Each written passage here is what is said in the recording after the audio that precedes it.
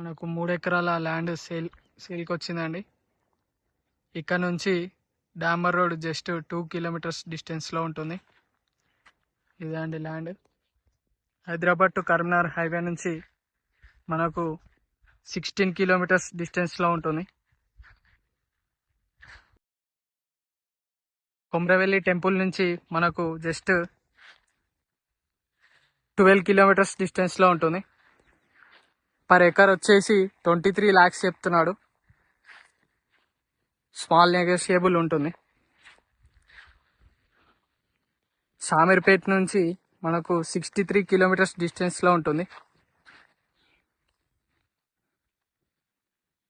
Site మాత్రం చాలా బాగుంటుంది. ఇది రెడ్ సాయిల్ ల్యాండ్ అండి.